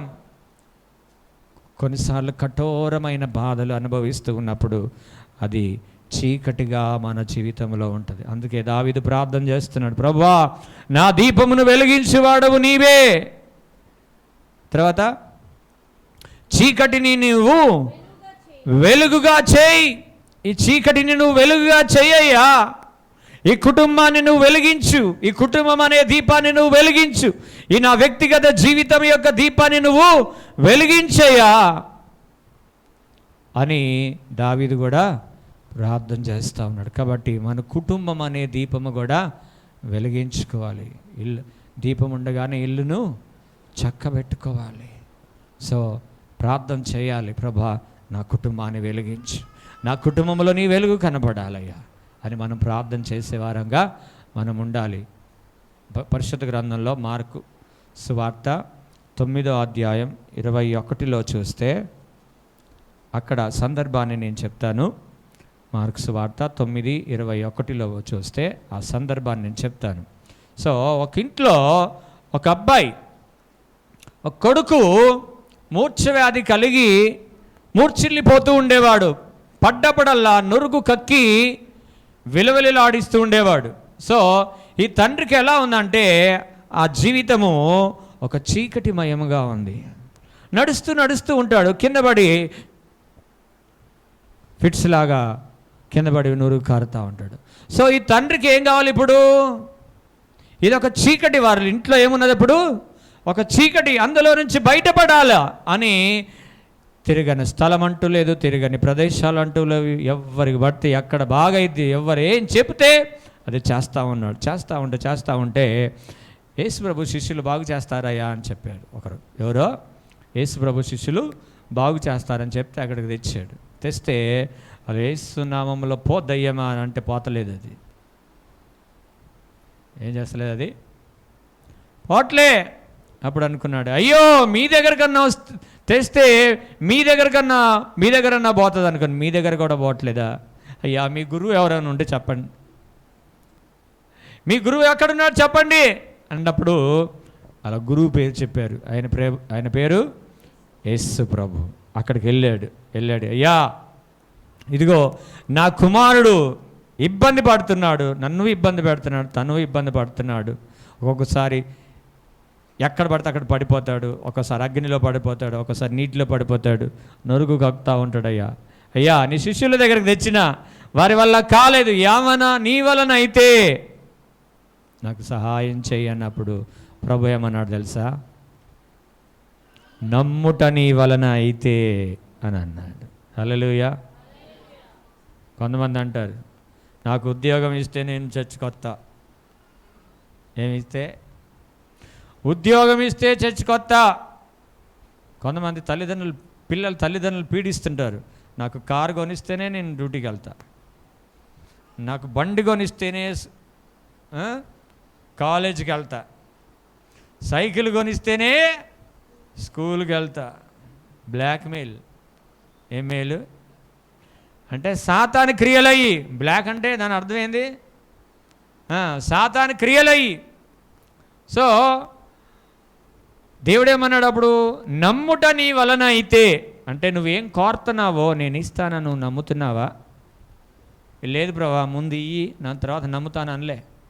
ఎప్పుడైతే ఆ మాట దేవుడు పలికాడో, నమ్ముట నీ వలనైతే నమ్మువానికి సమస్తము సాధ్యమని ఎప్పుడైతే యేసు ప్రభు ఆ మాట పలికాడో, వెంటనే ఒక క్షణము నిలిచి, ఈ మాట భూమి మీద ఎవ్వరూ అనలేదు. ఈయన అన్నాడంటే ఈయనలో ఏదో ఉంది అని అప్పుడు ఆయనకి విశ్వాసం ప్రవేశించింది. ఆయన మాటలలో నుంచి ఏం ప్రవేశించింది? విశ్వాసం అతనిలోనికి ప్రవేశించింది. వినుట వలన విశ్వాసము కలుగును. ఎప్పుడైతే దేవుడు అన్నాడో నమ్ముట నీ వలన అయితే అని అన్నాడో, అప్పుడు అన్నాడు, అయ్యా నాకు విశ్వాసం అంటే ఏందో తెలియదు, కానీ నీ మాట మీద నాకు విశ్వాసం కలుగుతుంది, అపనమ్మకము కలగకుండా సహాయం చేయి. అంటే విశ్వసించేటప్పుడు కూడా సందేహపు ఆత్మ పనిచేస్తూ ఉంటుంది. ఏం చేస్తూ ఉంటుంది? నువ్వు విశ్వసిస్తున్నావు, కానీ సందేహపు ఆత్మ నీ వెనకనే ఉంటాడు. వెంటనే సందేహాన్ని కలిగిస్తాడు. సో వెంటనే నువ్వు నీ మాట చేత, దేవుని వాక్యం చేత వాడిని గద్దించాలి. దేవుని వాక్యం చేత వాడిని గద్దించాలి. విశ్వాసమునకు కర్తయ్య నా దేవుని వైపు నుంచి వస్తున్నానని నువ్వు మాటతో ప్రకటించినప్పుడు నీ విశ్వాసం సంపూర్ణం చేయబడుతుంది. హల్లెలూయా, హల్లెలూయా. ఎప్పుడైతే ఆ కుమారుడు అతని దగ్గరికి తెచ్చాడో, దేవుడు అతన్ని స్వస్థపరిచినందున ఆ ఇంటిలో ఇప్పుడు ఏమొచ్చింది? వెలుగు వచ్చేసింది. హల్లెలూయా, హల్లెలూయా. నయమాన్ ఇంటిలో కుమార్తె చనిపోతే చీకటి వచ్చింది, యేసు ప్రభు వస్తే వెలుగు వచ్చింది. రక్తస్రావం రోగము కలిగిన స్త్రీకి ఎప్పుడైతే యేసు ప్రభు యొక్క వస్త్రాన్ని ముట్టిందో ఆమె జీవితంలోనికి ఒక వెలుగు వచ్చింది. రకరకాలుగా ఏవైనా మన జీవితంలో ఉండొచ్చు. అయ్యో వీటి నుంచి ఎప్పుడు మేము బయటపడతామనే ఆలోచనలు మీరున్నారేమో. ప్రార్థన చేయండి, ప్రభువా మా దీపాన్ని నువ్వు వెలిగించింది. ఈ కుటుంబం అనేది కూడా ఒక దీపము లాంటిది. ఈ కుటుంబం అనే దీపము వెలిగించబడి ఉండాలి. కొంతమంది భర్త వస్తే భార్య రారు, భార్య వస్తే భర్త రాదు, అంటే ఇంకా ఆ కుటుంబం పూర్తిగా వెలిగించబడలేదు. దావీదు ప్రార్థన చేసినట్టు చేయండి, తప్పకుండా దేవుడు మీ కుటుంబాలను వెలిగించునుగాక. హల్లెలూయా. ఇప్పుడు 6వది మత్తయి సువార్త 5:15. మత్తయి సువార్త 5:15. మనుషులు దీపం వెలిగించి కొంచెం కింద పెట్టరు, కానీ అది ఇంటి నుండి వారికి అందరికి వెలిగించుటకై దీపస్తంభం మీదనే పెట్టుదురు. చాలు, దేవునికి స్తోత్రం. హల్లెలూయా. మనుష్యుడు ఒక దీపం వెలిగించిన తర్వాత ఆ దీపము మంచము క్రింద పెట్టడు, కానీ మంచము క్రింద, కొంచెము క్రింద. మంచం అంటే మీరు పడుకునేది తెలుసు, కొంచెం అంటే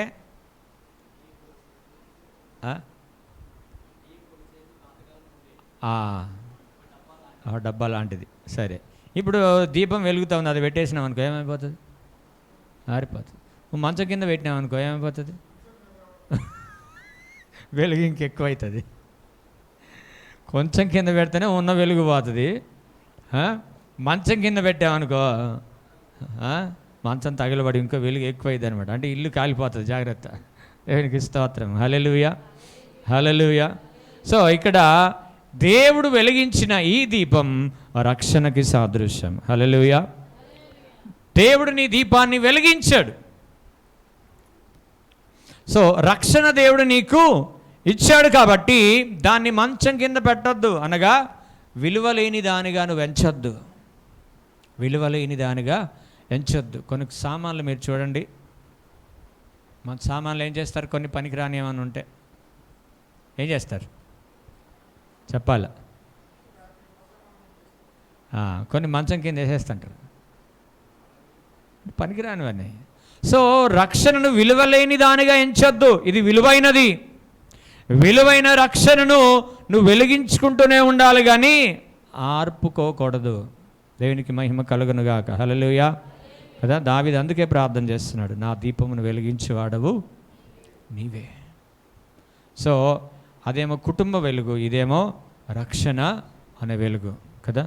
అందుకే యేసయ్య గారు పాట పాడతారు, నా దీపము యేసయ్యా నీవు వెలిగించినావు, సుడిగాలిలోనైనా జడివానలోనైనా ఆరిపోదులే నీవు వెలిగించిన దీపము. నీవు వెలిగించిన దీపము, నీవు వెలిగించిన దీపము, నీవు వెలిగించిన దీపము. ఆగని ఓరులో ఆరిన నేలపై చెప్పడం వెలసితివే సైన్యముల అధిపతివై. ఆగని ఓరులో ఆరిన నేలపై నా ముందు వెలసితివే సైన్యముల అధిపతివై. పరాక్రమశాలివై నడిచావు కాపరిగా, పరాక్రమశాలివై నడిచావు కాపరిగా.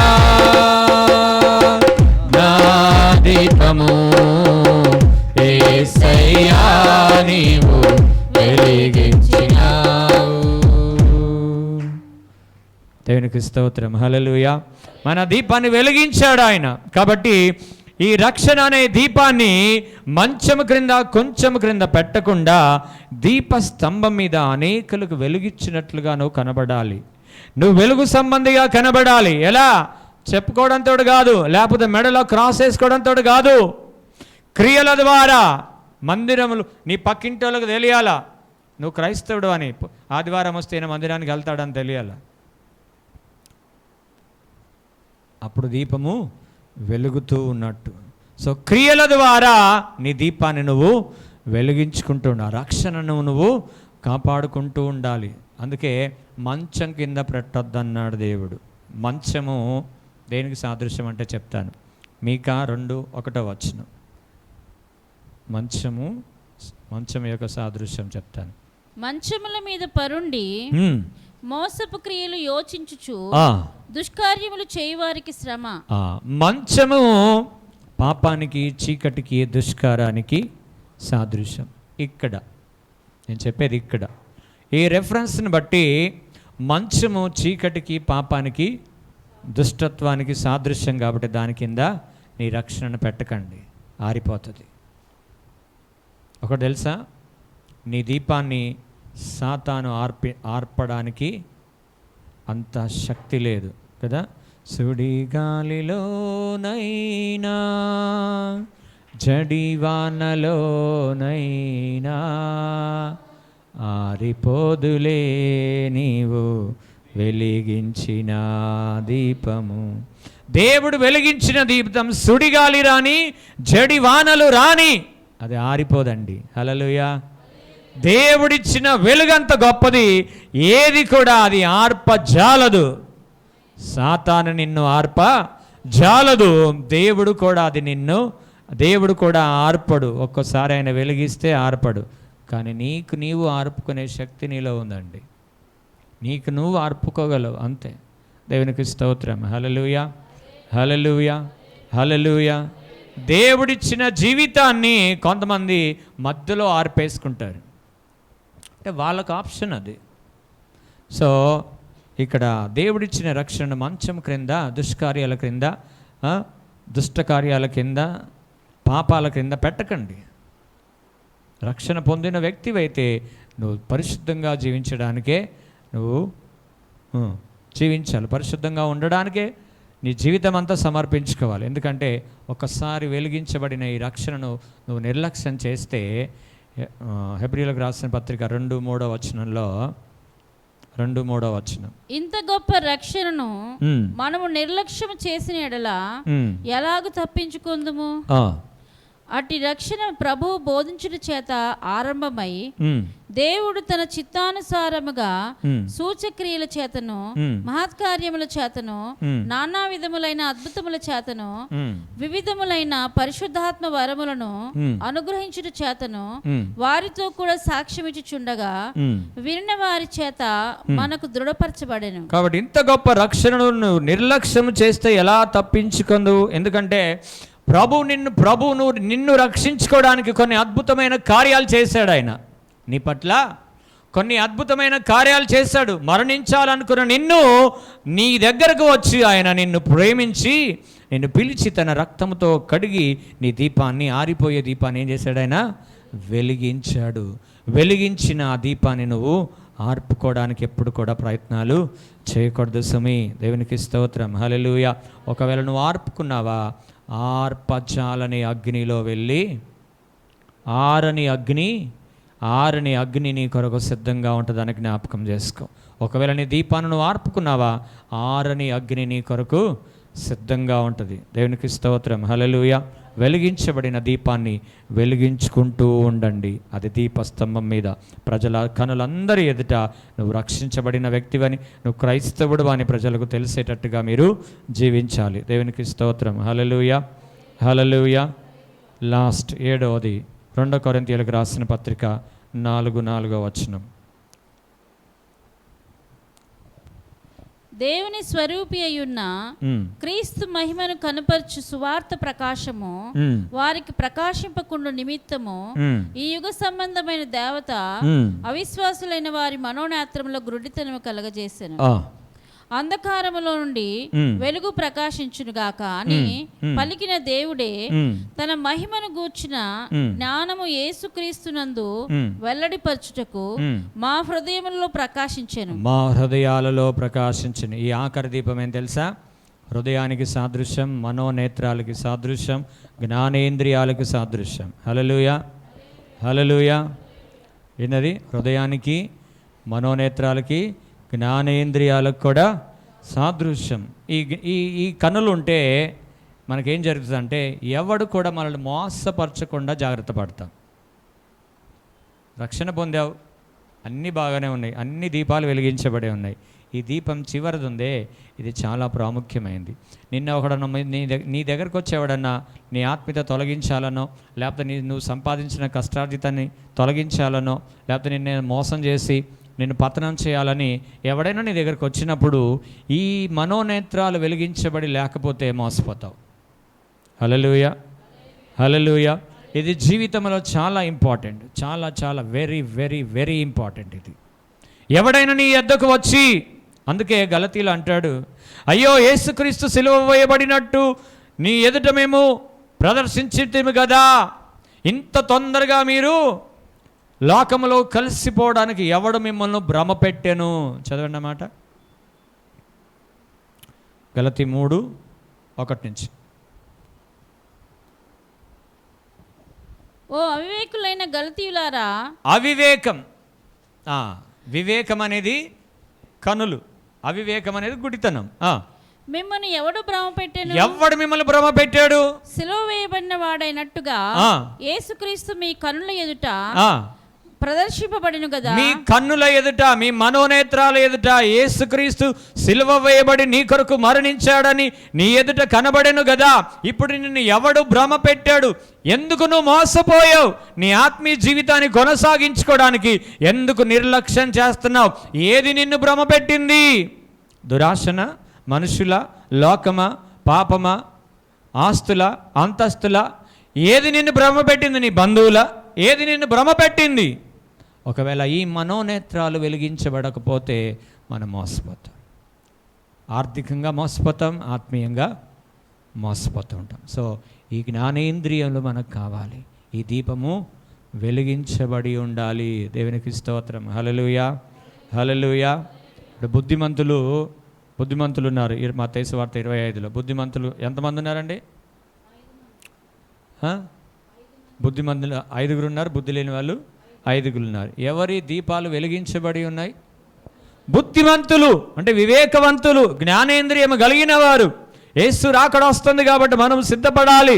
పెళ్లి కుమారుడు వస్తున్నాడు కాబట్టి ఈ నూనె ఇంకా అధికంగా మాకు ఉండాలి అని వివేకముతోనే ముందే వారు అధికమైన నూనె కలిగి ఉన్నారు. అందుకే బుద్ధిగల వారు మాత్రమే ఆ దీపాలను వెలిగించుకుని వెళ్ళారు. హల్లెలూయా. అందుకే ఈ జ్ఞానేంద్రియం అనే వెలుగు కూడా నీలో వెలుగుతూ ఉండాలి. ప్రభుని అడగండి, ప్రభా ఎవరి చేత మేము మోసపోకుండా మా దీపము వెలిగించయ్యా అని ప్రభువుని అడగండి. దేవుడు అందుకే యెషయా 4:13 అంటాడు, నా జనులు జ్ఞానములు లేక చెరపట్టబడుతున్నారని అంటాడు. 4:13లో నా జనులు జ్ఞానము లేక చెరపట్టబడుతూ ఉన్నారు. కొంతమంది అంటారు, ప్రభా మేము ఇరుకులో పడుతుంటే నువ్వేం చేస్తున్నావయ్యా? ఏం చేయాలి ఆయన? ఏం చేయాలి? ఎవరు పడ్డమన్నారండి? మొన్న ఒక ఆమె ఈరోజు రాలే, మొదటి సర్వీస్లో వచ్చింది, నన్ను అడుగుతూ ఉందన్నమాట. పాస్టర్ గారు నేను 50,000 చిట్టి వేసుకున్నానండి. పాపం ఏంటది, వాచ్మెన్ పని చేసుకుంటామని, పాపం కష్టపడతామని పని చేస్తామని 50,000 చిట్టి వేసుకున్నానండి, అది ఆడ ఎత్తుకొని పోయిండండి, ప్రార్థన చేయండి పాస్టర్ గారు అంటే. వినండి, ఇది జీవితానికి చాలా ఉపయోగం. 50,000 చిట్టి వేసుకున్నానండి, వాడు ఎత్తుకొని వెళ్ళిపోయాడండి. అన్న ఎవరేమన్నారా మా చిట్టి? నేను అన్న ఎవరేమన్నారు? నేను ఎవరేమన్నా? ఎందుకు వేసావా నువ్వు చిట్టి అసలు అంటే? దాచుకుందామని. ఏం బ్యాంకులు లేవా దాచుకోవాలంటే?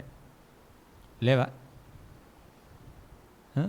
అంటే కొద్ది లాభం కోసం నువ్వు చిట్టీలు వేసావు, వేసుకోండి మంచిదే కాదని. ఆ రెంటిల్లా సొంత ఇల్లు అన్నాడు, రెంటిల్లు అంట.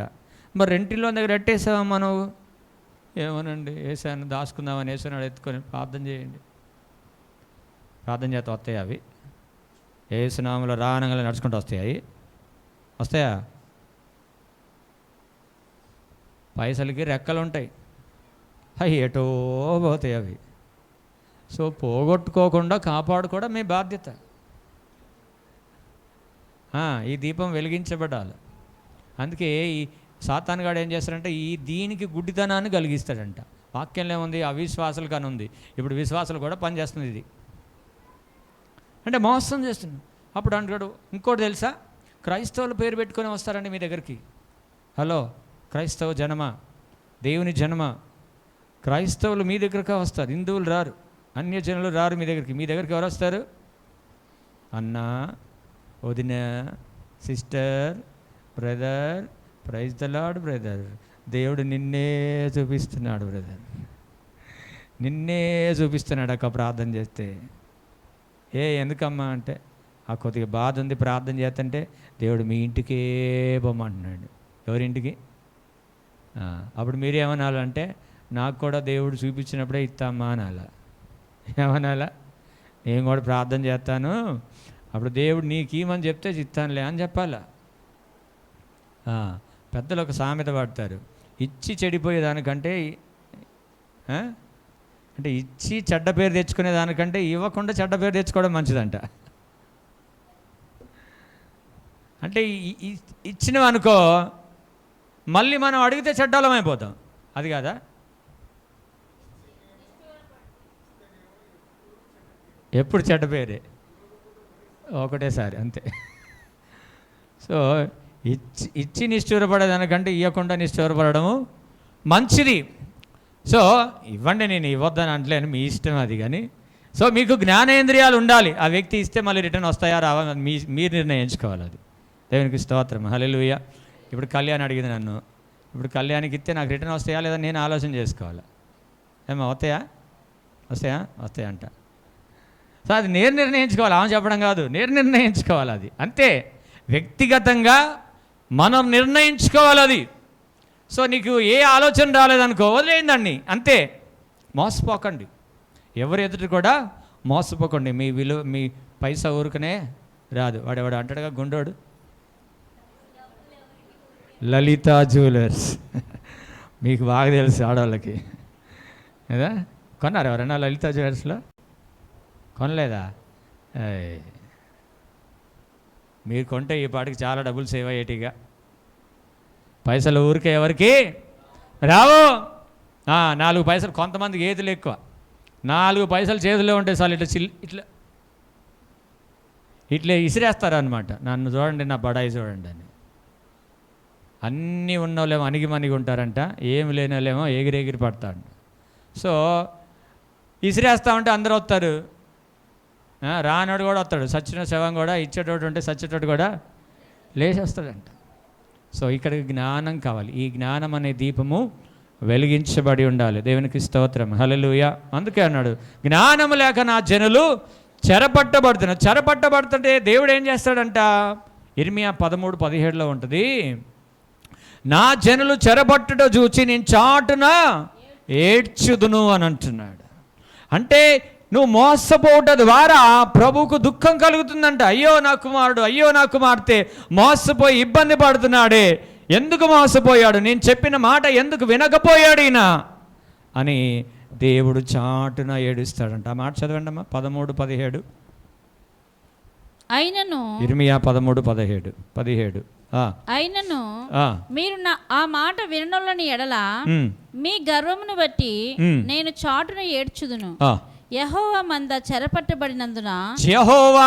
చెరపట్టబడినందున నా నేత్రం బహుగా వలపోయిచు కన్నీరు విడుచుచునుండును.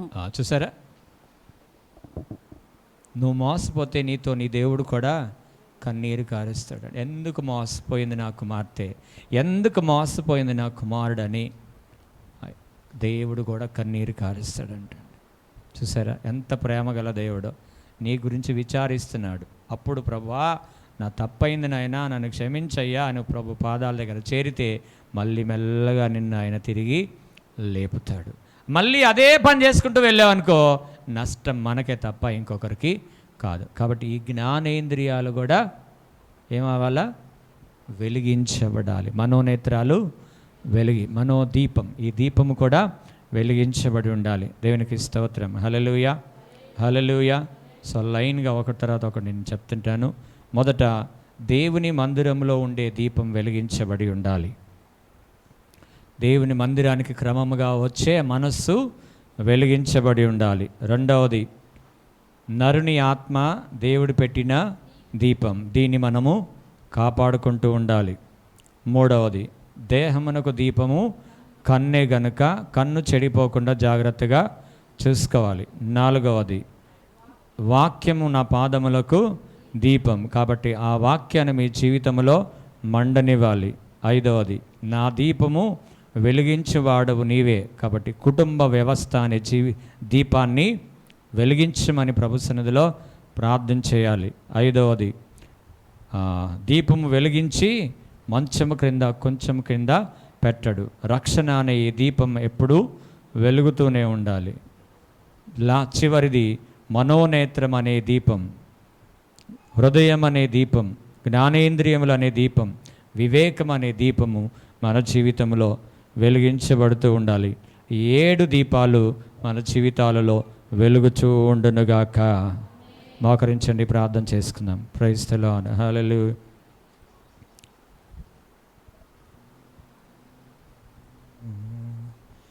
నా దీపమును వెలుగించువాడవు, నా చీకటిని వెలుగుగా చేయుము. నా దీపమును వెలుగించువాడవు, నా చీకటిని వెలుగుగా చేయుము. జలరాశులను బలమైన చేతితో, జలరాశుల నుండి బలమైన చేతితో ఇడువక నన్ను బాయని దేవా, ఇడువక నన్ను ఎడబాయని దేవా. అందరూ ప్రార్థన చేయండి. ప్రభువా, ఈ 7 దీపాలు మా జీవితంలో ఆయన వెలిగించండి అయ్యా, వెలిగించండి అయ్యా. ఈ దీపాలు వెలిగించబడునుగాక. ఈ దీపాలు, 7 దీపాలు మన జీవితంలో వెలిగించబడునుగాక. ఆమేన్. ప్రార్థన చేయండి. ప్రభువా, 7 దీపాలు మా జీవితంలో వెలుగుతూ ఉండాలయ్యా. ఒక్క దీపం కూడా ఆరిపోకూడదు నాయన. ఒక్క దీపము కూడా ఆరిపోకూడదు నాయన. ఇదిగో నిరంతరం నీ మందిరములోనే మేము ఉండాలయ్యా. నీ మందిరమునకు వచ్చే మా మనస్సు నిరంతరం వెలిగించబడుతూనే ఉండాలయ్యా. ఇదిగో మా ఆత్మనైనా వెలుగుతూ ఉండాలి తండ్రి. ఇదిగో మా కన్నులు వెలుగుతూ ఉండాలి నాయన. నీ జీవవాక్యం మాలో మండుతూ ఉండాలి ప్రభా. ఇదిగో మా వ్యక్తిగత, మా కుటుంబ వ్యవస్థ అనే జీవితం, మా కుటుంబ జీవితం వెలుగుతూ ఉండాలి ప్రభా. రక్షణ అనే ఈ దీపం వెలుగుతూ ఉండాలయ్యా. మనోనేత్రములు అనే దీపము కూడా వెలుగుతూ ఉండాలయ్యా. సహాయం చేయండి అయ్యా. అయ్యా మాకు సహాయం చేయండి నాయన. ఒక్కొక్కసార్లు కొన్ని దీపాలు ఆరిపోతూ ఉన్నాయి ప్రభా. నాయన ఆరిపోకుండా మీరు సహాయం చేయండి. మేమే ఆర్పుకుంటున్నాము నాయన, మమ్మల్ని క్షమించండి అయ్యా. మేమే ఆర్పుకుంటున్నాము తండ్రి, మమ్మల్ని క్షమించండి. మీరు సహాయం చేయండి అని అడగండి ప్రభువుని. నిశ్చయముగా మన దీపస్తంభాన్ని దేవుడు వెలిగించునుగాక. మన దీపస్తంభాన్ని దేవుడు వెలిగించునుగాక. పరిశుద్ధ స్థలములో ఉన్న దీపస్తంభం వెలిగించబడునుగాక. పరిశుద్ధ స్థలములో ఉన్న మీరు వెలిగించబడుదురుగాక. పరిశుద్ధ మందిరములో ఉన్న మీ దీపములు వెలిగించబడునుగాక. పరిశుద్ధ స్థలములో ఉన్న మీ దీపములు వెలిగించబడునుగాక. Praise the Lord. Hallelujah, hallelujah. ఒకరు ప్రార్థన చేయండి. ప్రభా, ఈ దీపాలన్నీ కూడా మా జీవితంలో నిత్యము వెలుగుతూ ఉండుటకు సహాయం చేయమని ఒక్కరు ప్రార్థన చేయవలసిందిగా మనం చేస్తున్నాను.